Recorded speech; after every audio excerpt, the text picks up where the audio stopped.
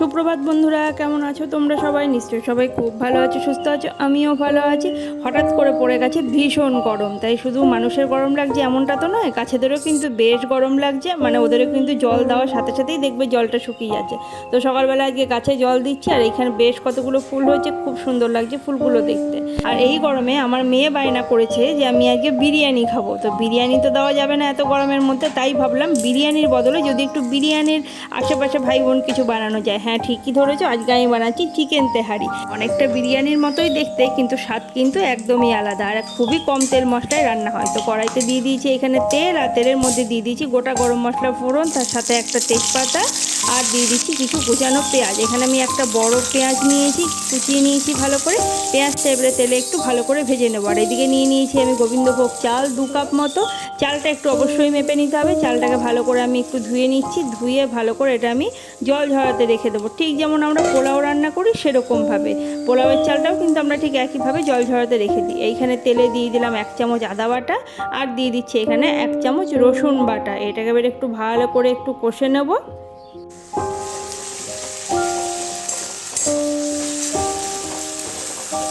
এখানে দিয়ে দিচ্ছি আমি এখন 500 গ্রাম চিকেন, আর তার সাথে দিয়ে দিচ্ছি 1 চামচ জায়ফল আর জয়িত্রী গুঁড়ো, 1 চামচ গোলমরিচের গুঁড়ো, আর তার সাথে 1 চামচ লঙ্কা বাটা। এখানে কিন্তু হলুদের ব্যবহার একদমই হবে না। এখন চিকেনের মধ্যে দিয়ে দিলাম পরিমাণ মতো নুন।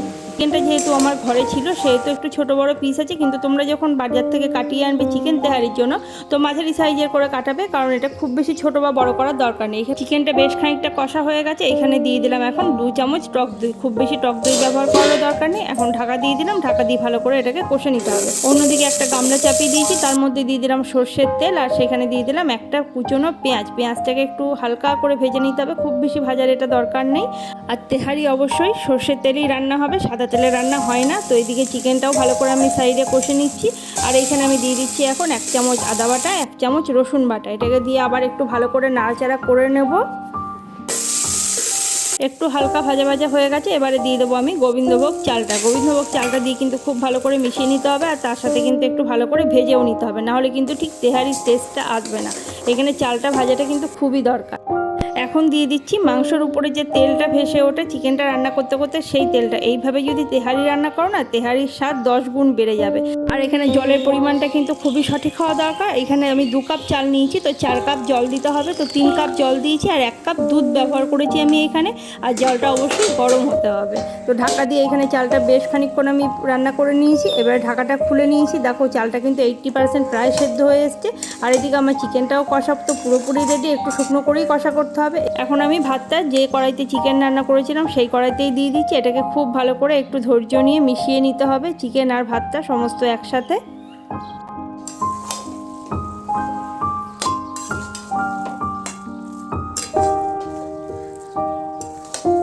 খুব ভালোভাবে দেখো মেশানো হয়ে গেছে। এইবারে দিয়ে দিচ্ছি আমি ওপর থেকে 4টে কাঁচা লঙ্কা। কাঁচা লঙ্কার গন্ধটা তেহারিতে খুব ভালো লাগে। আর ওপর থেকে দিয়ে দিচ্ছি 2 চামচ ঘি। ঘিটা কিন্তু অবশ্যই দেবে, কারণ ঘি না দিলে ঠিক টেস্টটা পাবে না। এবারে আরও একবার হালকা হাতে এটাকে নাড়াচাড়া করে এর মধ্যে দিয়ে দেবো এখন নুন। আর নুন দিয়ে আমি 10 থেকে 15 মিনিটের জন্য ঢাকা দিয়ে রেখে দেবো। 15 মিনিট পর আমি ঢাকাটা খুলে নিয়েছি, আর দেখো কি সুন্দর হয়েছে তেহারিটা দেখতে। আর একদম দেখো ভাতগুলো ঝরঝরেই হয়েছে। অনেক সময় চিটচিটে মনে হয় যখন রান্নাটা করি, কিন্তু একটু ঢাকা দিয়ে রেখে দেবে কিছুক্ষণের জন্য, দেখবে যে ভাতগুলো সুন্দর ঝরঝরে হয়ে গেছে, আর একে অপরের থেকে ছেড়েও গেছে। এই দেখো প্রত্যেকটা চাল কিন্তু আলাদা আলাদাই হয়ে আছে।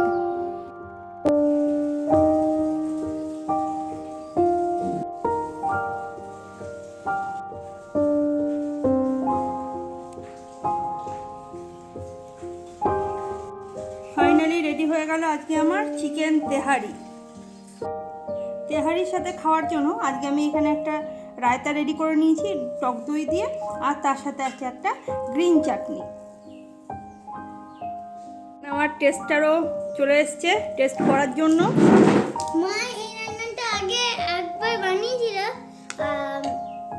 আমি আগেরবারে বলেছিলাম বলে মা আজকে আবার বানিয়েছে। সেদিনকে খুব ভালো হয়েছিল বলে আমি মাকে সেদিনকে বলেছিলাম যে বানিয়ে দিয়ে আবার, তাই আজকে বানিয়ে দিয়েছে। এবারে সার্ভ করি, একটু লঙ্কা তো দেওয়া যাবে না। আর দেখো ভাতগুলো কত ঝরঝরে হয়েছে একদম।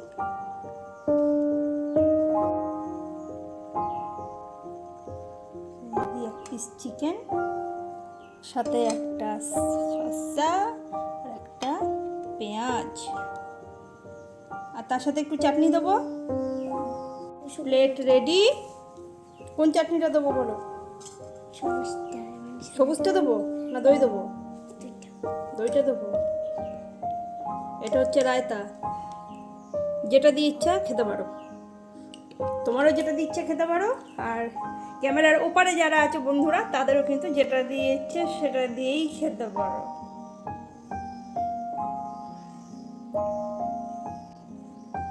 ইয়ামি।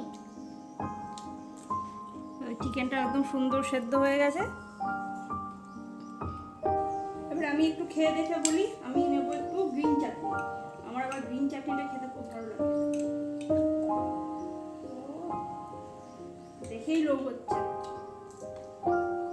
আর ভাতগুলো একদম ঝরঝরে হয়েছে, একদম সুন্দর হয়েছে।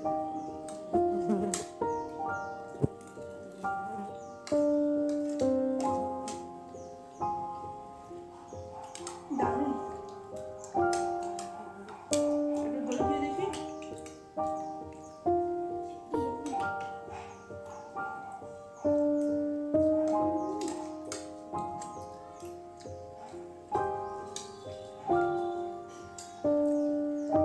বিরিয়ানির থেকে খেতে একদমই আলাদা, কিন্তু টেস্টটা সত্যিই খুব ভালো। আমি আগেও বাড়িতে বেশ কয়েকবার বানিয়েছি, আমাদের তো খেতে খুবই ভালো লাগে।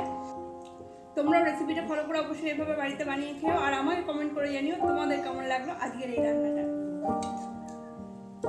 রেসিপিটা ভালো লাগলে চ্যানেলটা সাবস্ক্রাইব করে দিও। সবাই খুব খুব খুব ভালো থেকো, সুস্থ থেকো। টাটা। দেখা হবে আবার পরে কোনো নতুন ভিডিও নিয়ে।